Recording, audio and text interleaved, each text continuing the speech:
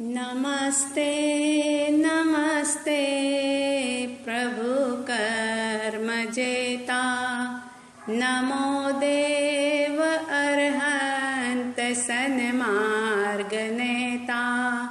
नमस्ते नमस्ते प्रभु शुद्ध रूप, नमो सिद्धिदाता सदा सिद्ध भूप।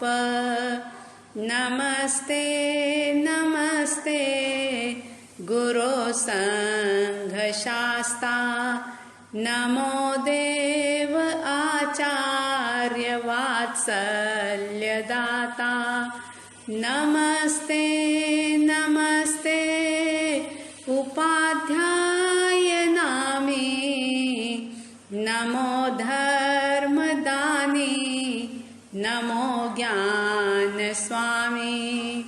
नमस्ते नमस्ते सुधी साधु सारे, करे साधना जो भव से तिरावे।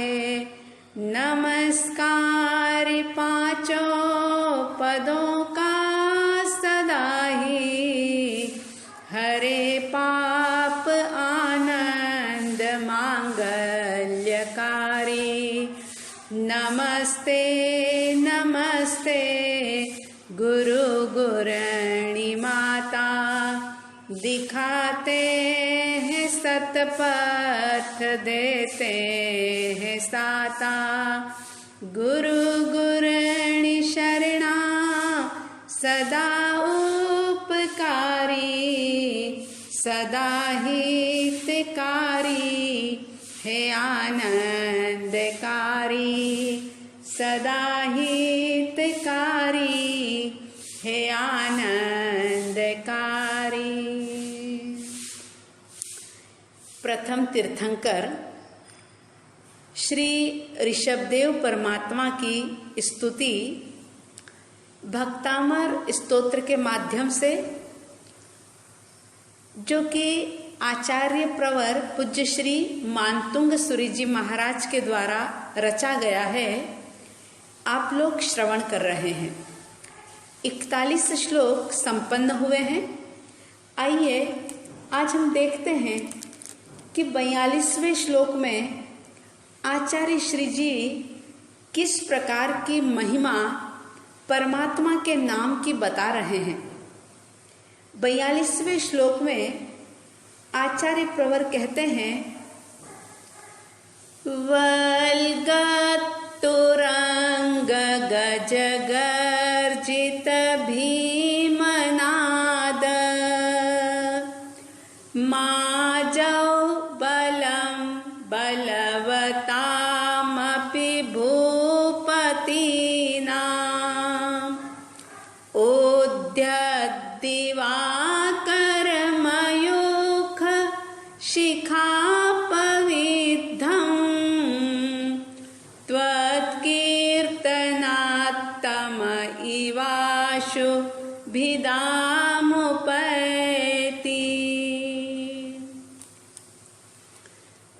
इस श्लोक का शब्दार्थ ध्यानपूर्वक सुनेंगे।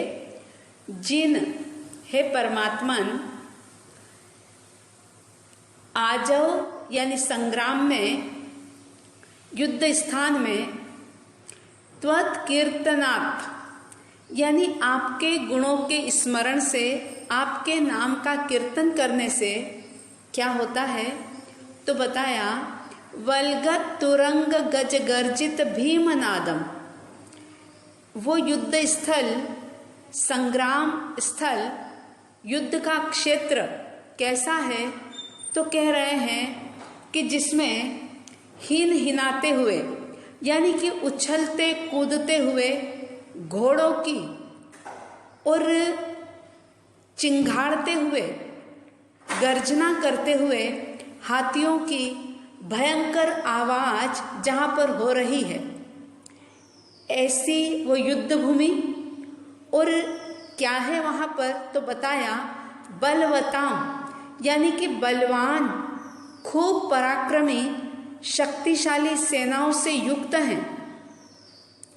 भूपतिनाम बलम, भूपतिनाम, भूपति यानी राजा, राजाओं की बलवान सेना जो बहुत पराक्रमी हैं और उनके पास उछलते हुए हिनहिनाते हुए खूब सारे घोड़े हैं, गर्जना करते हुए चिंघाड़ते हुए हाथी भी बहुत सारे हैं, और हाथी घोड़ों की जिसमें भयंकर आवाज हो रही है, ऐसी राजाओं की बलवान सेना आपके नाम कीर्तन से क्या होती है? तो बताया, उद्यत दिवाकर मयूख शिखा अपविद्धम, उदीयमान सूर्य की किरणों के अग्रभाग से भेदे गए, यानी कि जब सूर्य उदित होता है तो उस उगते हुए सूरज की पहली किरण ही क्या करती है? अंधेरे को भेद देती है। तमह इव, यानी कि अंधेरे को जैसे दूर कर देती है, अंधेरा पहले ही किरण के साथ दूर हो जाता है। तमह इव यानी अंधेरे के समान, आशु भिदाम उपैति, मतलब आशु यानी शीघ्र, भिदाम यानी विनाश होना, उपैति यानी प्राप्त होती है। जैसे उगता हुआ सूरज जो कि घने अंधेरे का नाश कर देता है, उसी प्रकार से हे परमात्मन, आपके नाम स्मरण से, आपके गुणों का कीर्तन करने से अपराजेय, जिसको कि पराजित करना दुष्कर है, ऐसे अपराजेय शत्रुओं की सेना को, जिसके पास बहुत बल है, सैनिक है, हाथी है, घोड़े हैं और युद्ध का स्थल है, लेकिन वहां पर भी जैसे सूर्योदय होते ही अंधेरा दूर हो जाता है, इसी प्रकार से आपका नाम लेते ही, आपके गुणों का स्मरण करते ही उस युद्ध में भी साधक विजय श्री को हासिल कर लेता है। सारी उन शत्रुओं की सेना जो कि छिन्न भिन्न हो जाती है अंधकार की तरह, जैसे अंधकार सूर्य के आगमन से ही छिन्न भिन्न हो जाता है, उसी प्रकार से आपके गुणों का कीर्तन, आपके नाम का स्मरण शत्रुओं की सेना को छिन्न भिन्न कर देता है, तीतर बीतर कर देता है। आप लोगों के मन में एक सवाल पैदा हो सकता है कि क्या भगवान का नाम स्मरण किसी शत्रुओं का नुकसान करेगा? क्या किसी जीवों की हिंसा करेगा? नहीं। इस बात को आध्यात्मिक गहराई के साथ समझने का प्रयास करेंगे, क्योंकि ऋषि मुनि कहते हैं कि हमारी आपकी सबकी लाइफ जो है, जीवन जो है, ये भी एक प्रकार का स्ट्रगल है, युद्ध है, एक प्रकार का संघर्ष है। और इस जीवन के क्षेत्र पर कर्म रूपी सैनिक, सेनाएं, कर्म रूपी शत्रु जो पग पग पर हमें पराजित करते आ रहे हैं। अधिकांश लोग कर्म के वशीभूत होकर के जीवन के क्षेत्र में हार रहे हैं, पराजित हो रहे हैं, अनमोल जीवन को बर्बाद कर रहे हैं। तो आचार्य श्री मानतुंग सूर्य जी महाराज का इस प्रकार का कहना है कि भगवान, चाहे कर्मों की शत्रुओं की सेना कितनी भी प्रगाढ़ क्यों न हो, मजबूत क्यों न हो, चाहे कितने भी पक्की तरीके से बांधे हुए कर्म क्यों न हो, निकाचित कर्म भी क्यों न हो, मगर ऐसी कर्म शत्रुओं की सेना के सामने अगर कोई साधक आपके गुणों का स्मरण करे, आपके गुणों का कीर्तन करे, आपका नाम स्मरण करे तो उससे सिर्फ बाहर के युद्ध को ही नहीं जीता जाता, बल्कि कर्म रूपी शत्रुओं का भी पूरी तरह से विनाश हो जाता है। सारे ही कर्म शत्रु नष्ट हो जाते हैं और भीतर में पड़ा हुआ परमात्मा तत्व पर्याय में प्रकट हो जाता है। कितना बड़ा लाभ है। हर कोई व्यक्ति अपने जीवन में कई प्रकार के दुखों से पीड़ित है। बहुत सारे लोग ऐसे हैं जो ये शिकायत करते रहते हैं कि हम बहुत मेहनत करते हैं लेकिन फिर भी सफलता हासिल नहीं होती। कोई कहता है कि जब देखो तब कोई न कोई बीमारी पीछा ही नहीं छोड़ती, घर में जैसे बीमारी ने डेरा ही डाल रखा हो। कोई कहता है इतनी कमाई होने के बावजूद भी घर में बरकत नहीं रहती। कोई कहता है घर में क्लेश खत्म ही नहीं होते, कोई एक दूसरे को समझने को तैयार ही नहीं होता। और ऐसी सारी परिस्थितियों के बीच में व्यक्ति इतना ज़्यादा बिखर जाता है, इतना ज़्यादा तनावों से घिर जाता है कि फिर उसे ये जीवन, जिसको कि ज्ञानियों ने दुर्लभ बताया, अनमोल जीवन बताया, कई प्रकार की उपमाओं से उपमित किया, और इतना ही नहीं ये कह दिया कि जिस जीवन को पाने के लिए देवता भी तरसते हैं, देवता भी ये इच्छा करते हैं कि हमें ऐसा मनुष्य का जीवन मिले जिसमें हम कुछ धर्म साधना कर सकें, हम दान दे सकें, हम व्रतों का पालन कर सकें, हम तपस्या कर सकें, हम किसी की सेवा कर सकें, हम किसी का सहयोग कर सकें। ऐसा जीवन हमें भी प्राप्त हो। जिस जीवन को पाने के लिए देवता भी तरसते हैं, लालायित रहते हैं, उसी जीवन को प्राप्त करके मनुष्य इतना दुखी, इतना परेशान कि कई बार उसे जीवन पे बोझ लगता है और उसी के चलते कई लोग सुसाइड कर लेते हैं। इस अनमोल जीवन से हाथ धो बैठते हैं, अकाल मृत्यु से मर जाते हैं। क्यों होता है ऐसा?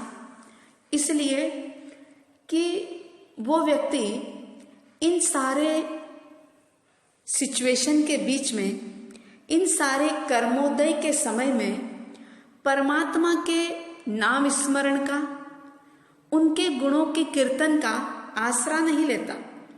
और जब तक गुणों के कीर्तन का, भक्ति का, अर्चना का यदि आसरा ना लिया जाए, सहारा ना लिया जाए, तो फिर जीवन के संग्राम में व्यक्ति को हारना ही पड़ता है। फिर चाहे वो कितनी भी लंबी जिंदगी जी ले, लेकिन अपने जीवन से वो संतुष्ट होकर के नहीं मरता। अंतिम समय तक भी वह बहुत चिंताओं से ग्रस्त होकर के मृत्यु को प्राप्त करता है। अगर जीवन के संग्राम में विजय श्री को पाना है तो कुछ मत करिए। जो भी कर्म उदय में आ रहा है, चाहे वह कषायों के रूप में हो, चाहे वो अलाभ के रूप में हो, कि हम मेहनत कर रहे हैं लेकिन लाभ नहीं मिल रहा, हम चाहते हैं लेकिन वैसा होता नहीं, घर में शांति नहीं, बीमारियां पीछा नहीं छोड़ती, चाहे जैसी भी कंडीशन हो, बस ये समझ लो कि ये कर्म शत्रुओं की सेना जो है वह बहुत ज़्यादा मुझ पर भारी पड़ रही है। लेकिन अपने आप को अगर शक्तिशाली बनाना है तो बस परमात्मा के नाम का सहारा ले लो। जैसे कोई लंगड़ा व्यक्ति हो, पैर से कमजोर हो, तो वह लाठी का सहारा ले लेता है। अगर आँख की रोशनी कमजोर हो तो चश्मे का सहारा ले लेता है। इसी प्रकार से अगर हम परमात्मा के नाम स्मरण का सहारा ले लें और हर परिस्थिति में परमात्मा के नाम का स्मरण करते रहें, तो फिर जिंदगी की जंग जो है उसमें निश्चित रूप से हमारी जीत होती है। ऐसा इस 42वें श्लोक में आचार्य श्री जी ने कहा है। तो आइए आप और हम सभी अपने इस जीवन की जंग को जीतने के लिए परमात्मा के नाम स्मरण का एक संकल्प करें कि हम चाहे खाना खाना भूल जाएंगे लेकिन नाम स्मरण नहीं भूलेंगे। चाहे कैसे भी कंडीशन होगी लेकिन परमात्मा के गुणों का कीर्तन हम अवश्य करेंगे। थोड़ा सा समय हम अपने लिए निकालेंगे और परमात्मा की भक्ति में अपना समय गुजारते हुए प्रबल से प्रबलतम कर्म शत्रुओं का भी हम नाश करेंगे, उनसे मुक्त बनेंगे और अपने भीतर की शुद्धि करेंगे। इस प्रकार का दृढ़ संकल्प आप सबके भीतर में जागे। ऐसी साध्वी द्वय की तरफ से हार्दिक मंगल कामना। और दुनिया में प्रत्येक प्राणी, चाहे वो एकेंद्रीय हो चाहे वो पंचेंद्रीय हो, प्राणी मात्र शांति को प्राप्त करे, सुख को प्राप्त करे। इस दुनिया के अंदर अमन चैन शांति का वातावरण फैलता चला जाए, ऐसी साध्वी द्वय की तरफ से रोम रोम से सद्भावना, शुभकामना, मंगल कामना। सुखी रहे सब जीव जगत के, कोई कभी न घबरावे। वैर पाप अभिमान छोड़ जग, नित्य नए मंगल गावे। घर घर चर्चा रहे धर्म की, दुष्कृत दुष्कर हो जावे। ज्ञान चरित उन्नत करे अपना, मनुज जन्म फल सब पावे। मनुज जन्म फल सब पावे। इन्हीं मंगल भावनाओं के साथ जय प्रभु आदिनाथ, जय गुरु आनंद।